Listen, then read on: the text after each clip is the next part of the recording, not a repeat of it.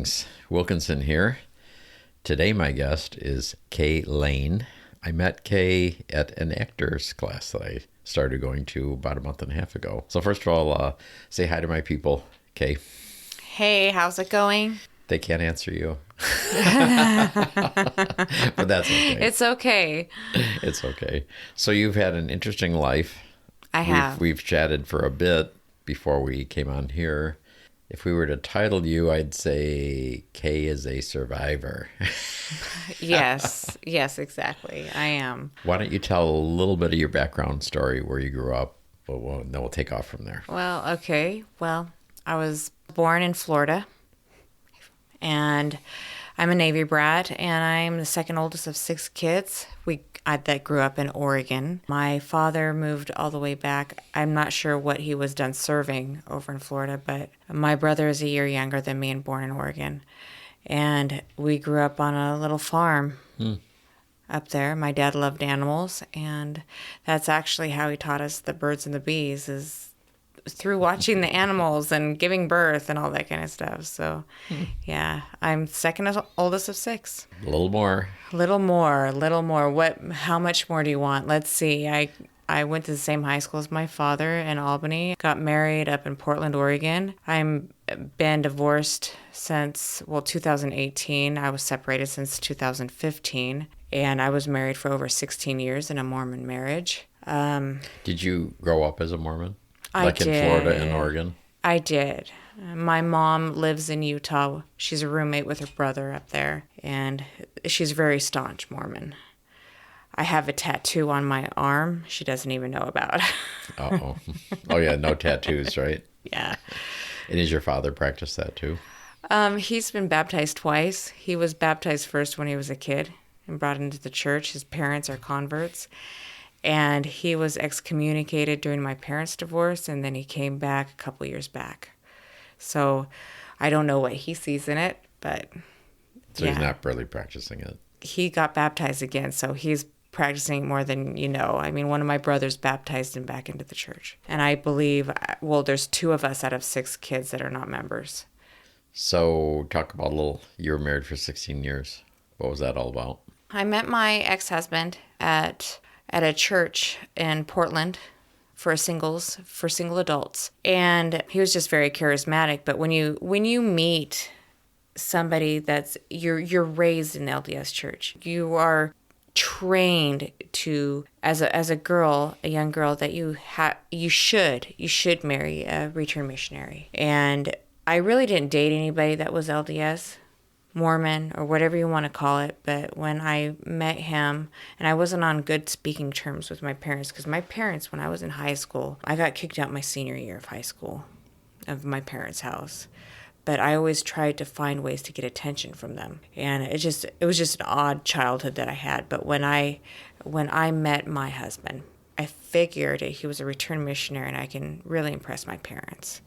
I ended up being married to him for over 16 years. I did not see, they teach you to endure to the end. That's the quote that I will always say, is endure to the end. Because they think, they try to teach you that you will go through all this suffering here on this earth, and after you die, that in the end, it's worth it. And I kept just reflecting my whole life of my talents, the things that I love to do. I was never been able to do them. I mean, when I was married, I had a hard time. When I was graduating high school, I had a hard time reading, and I had a disability I didn't know I had. It was Erland syndrome. But when I got married and stuff, I didn't realize how pushy this guy was. He would put an application for college down in front of me every single day, until he would always repeat himself until it was my idea on everything. And it's kind of toxic, because those are not your ideas. Those are someone else's ideas. And I have 2 associate's degrees. This is how much he pushed me. 2 associate's degrees. I have 2 bachelor's degrees. I have an incomplete master's. I mean, if I started looking a certain way, he kept pushing me to exercise more, and he would flaunt me more, but he would get jealous at the same time. But this was a product of what he was creating. And it was just that again and again and again on everything. And I just woke up one day. I had a hysterectomy right as I was graduating from one of my bachelor's degrees. I got really sick and I had to have a full-on hysterectomy. And there was other complications. So I went through all of this, all the trauma that I went through with trying to endure to the end. I found him drugging me. I found him doing all these little things. And I just wasn't that woman that he wanted. I kept thinking, why do I keep having to change for him? Why am I doing all of these little tiny things? Like, why do I have to go to school? Why do I have to do this and this and this and this? And he was the worst. I'm going to say he was the worst husband, because every baby that we had, he disappeared from the hospital right after they were born. And I found him, but I had to find a way. I almost had to find a way elsewhere to get home with the baby. Really? And in the end, I asked him, why do you keep disappearing? He goes, well, I'm just not good in hospitals. I go, well, you should keep your pants zipped up then. Because with my history, with the hysterectomy, and I had other complications in the female factory, I had to have my babies in a hospital. There was no other choice, because my health was at stake as long as theirs was too. Now, you had the hysterectomy after the kids, right? I did, of course. Yeah. That's how that works. But we're going back and forth. I thought, how's that work? Yeah, okay, gotcha. Yeah. Yeah, right after I had my last child in 2006, it was like every year there was like almost a little surgery. They were taking out one more thing and one more thing out of my little female factory down there. Right. And then soon it needed to be taken out all the way. Genetics. It always plays a fun role in your life. Right. Did having that surgery affect you majorly? I think it did. I didn't understand the hot flashes. The hospital that I went to for the surgery was Desert Regional, right in Palm Springs. And they send you to a series of therapy, like for menopause. And it does not even feel or compare when you actually go through it, because I was going through it early at age 36. I went to school in my marriage while I raised my kids. It was a continual, like, education. But lo and behold, all the education and all that stuff that was going on was just a big cover-up for what he was doing. And he was just making me worn out, because I didn't realize all the other stuff that was going on. You know, I have a son with autism, and he's very intelligent, but he would tell me about how there was women in my house, or behind closed doors with my husband, you know, and I didn't know what to think. I was so busy, assumed with, I got to write a 3-4 page, or I even had a 26-page essay one time that I had to write, you know. And you just get so consumed that with these deadlines, you got to finish things up, and you got to keep your brain space clean so you could just get things done. So he was cheating on you while you were married? Yeah, he was. And he basically told on himself during the divorce. Oh, really? Well, he didn't come out and say it, but he tried to sue me over an STD that he had. And I went and got tested, and I didn't have it. I went and got tested because I want to know if he passed it to me. Right. You know, he tried to sue me over that. So that just says that's the open door right there. Like, yeah, I was, you know, around the block. Wow. What do you want to talk about next? I know there's a lot. Even in my marriage, a lot of stuff I didn't get pushed into the field, you know, of too much of acting. I mean, I was when I was a younger kid. I did a lot of acting. I did commercials, even when my oldest child she's 23 now, but when she was a little toddler, they put me in little fashion shows and stuff with her and little commercials. But as I got older and stuff, I got offered, you know, stuff like to be in a Kevin Sorbo film. And with all the modeling and everything that I did, that opened the door for a lot of things. But my marriage was always being pushed. Like, you got to go to this photographer. You got to go to do this. And my ex-husband played the role as like a manager. I even went to photo shoots because I've been in a lot of magazines and lookbooks. And I would come home and he would really love the pictures that were taken, but I would tell him, like, the photographer, he touched me all over the place. But he liked the photos and he would want me to go back. He didn't care. Like the photographer was touching you inappropriately? Inappropriately, yeah. And my Really? ex just That's would, okay as yeah, long as I get what I want. exactly. Wow.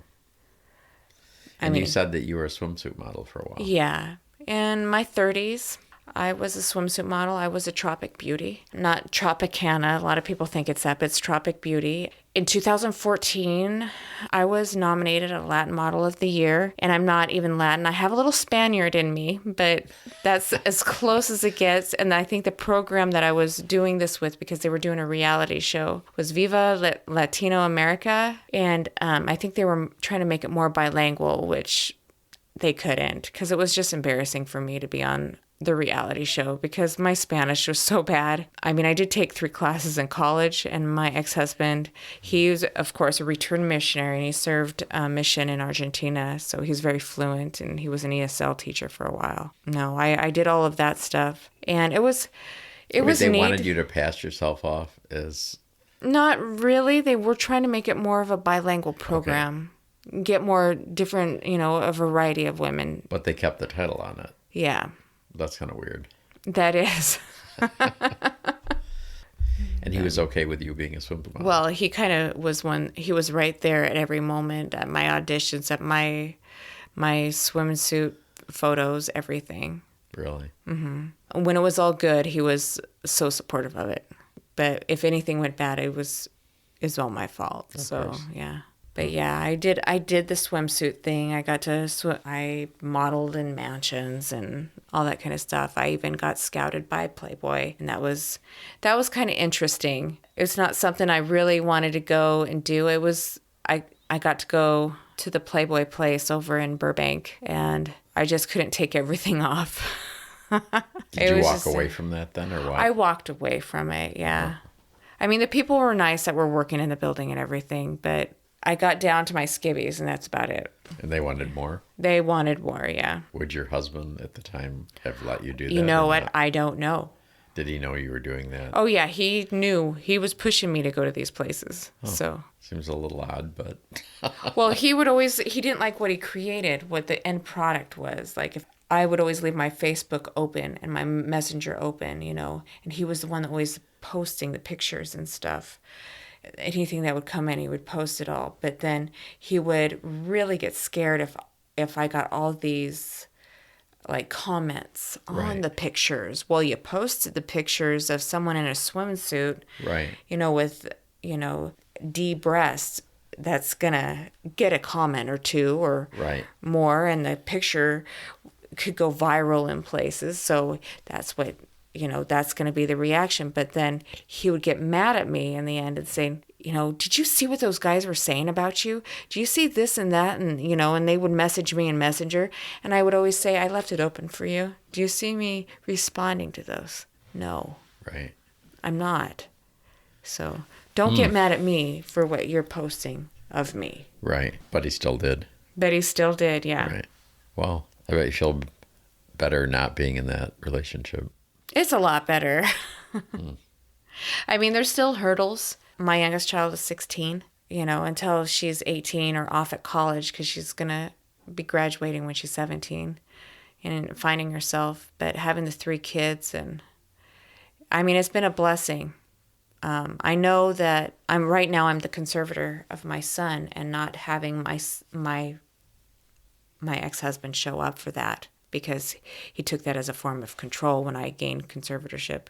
It's a blessing because he's not knocking at my door, climbing through my window, and I have a history with him doing that. He disappeared on our son, but yet it's a blessing for him not to be there. I know in the long run I have to really, help my son heal from all that. But there's a blessing inside that too. Let's switch channels. So what made you want to do acting? What made me want to do acting? Well, when I was in kindergarten, and we didn't really have any TV at home or anything, but going into kindergarten, I lived on a farm. Do Mormons not have TV? I don't know. No, they do.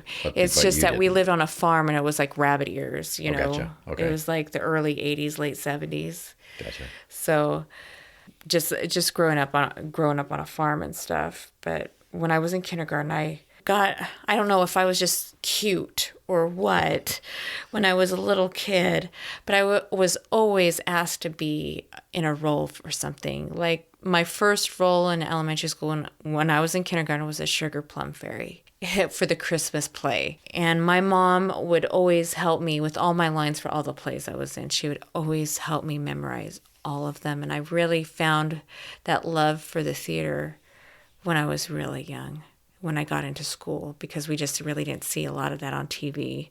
I remember Rabbit Ears and Fuzzy Television and my mom watching soaps during the day, Right. and that's it. No, I really loved it, and I went with it, and all through elementary school, I got called to be the lead role, and I really didn't have to audition. But, going into middle school because we moved from the country to the city of Albany, Oregon, when I turned 12. And I was going into junior high, middle school. And so it was like a whole different array of people that I didn't grow up with or anything like that. But I still try to be in the talent shows, even if I sucked, if I wasn't the greatest, if it wasn't my talent or whatever. I still wanted to audition. I still wanted to be in plays. And once I got into high school, I got into a cappella choir. I played in musicals, and my favorite one to this day is Secret Garden. And I think when you're in troubling times, the universe can talk to you when things get hard and how to get through them. And there's always a song that pops in my head. It only comes when I need it. So I can't even say it here because I don't need the song at the moment. Yeah, I love that musical. It's gotten me through some of the hardest times. When we were chatting earlier, you mentioned you put something out in the universe and then it came back. So are you into the law of attraction and all that, or what? Well, I try, because sometimes when you go through so many things and one thing's not working and you try it for a while and another thing. I mean, I prayed every day to God, and I didn't know if he was real or if he existed because of, the marriage and everything that I grew up in. Which is tied to the church. Which is tied to the church, right. yeah. Okay. And when I went through my divorce, and I'm not sure if I explained it here, is that when I went through my divorce, I had the Relief Society women were knocking on my door, coming into my home and telling me how much I put my marriage in eternal damnation. And the bishop came into my home because he was scoutmasters with my ex-husband, and had told me that I needed to pack my bags because he was so charismatic and friends with everybody that everything was my fault. And he showed how much good he was. And now I'm trying to backtrack on seeing what direction I'm going with this. But being a member of the church and believing in God and stuff, he turned every single person against me in that small town. I had nobody. So the only person that I felt that I could talk to is give it a name is God. And I talked to him in my car. I prayed every day. I mean, I remember even being drunk on vodka. I had to go get a bottle of vodka when I put that restraining order on. I got my first night's sleep. I had to drink. I had to get all of that off my chest of the church because I needed a release. I didn't know who to talk to. I didn't have anybody. I didn't have a single person. He made sure. I remember sitting at one of my friends' houses, and he was calling them up and harassing them and texting them. He goes, and she's like, his phone he's calling again. He's talking again. He's texting again. I said, just block him, please. Because he was just trying to turn even my best friend that I was sitting by to get help through this against me. But she stayed strong because she lives a mile from me, and we went to college together, and we both have children with autism. Right. So where are you and God today? I still question it. I do, but I do somewhat believe in the law of attraction. I mean, if you put out the positivity to the atmosphere, you're going to get it back. Some it might be harder for some people because you have your stumbling blocks, along the way. But I assume you don't go to church or anything now, No, right? no, I don't go to church. This is what I believe. I believe that structured religion is just a peak for judgment to others. They teach people how to judge other people. And I believe that if there is a God out there, that he's going to ask only two things if there is a second coming. He's going to ask you, did you leave the judgment to me, and did you love other people properly? And everything else is his job.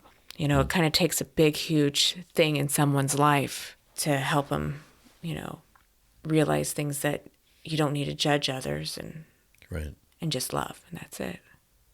So with all the hardships you've had, what has helped you survive? What do you attribute that to?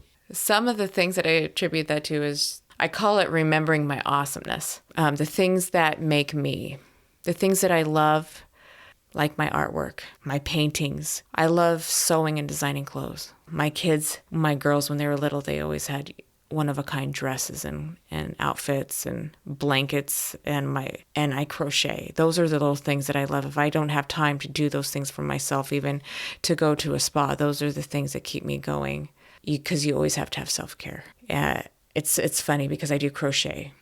I go through battles of, like, I crochet I'll crochet like 2 blankets or 5 scarves in like a month. And Really? yeah, I'll just sit there and I'm like, I got a lot of stress. I got to get this out. I got to do it because this makes me feel better. It soothes me. It's like the hum of a sewing machine too. It just soothes me.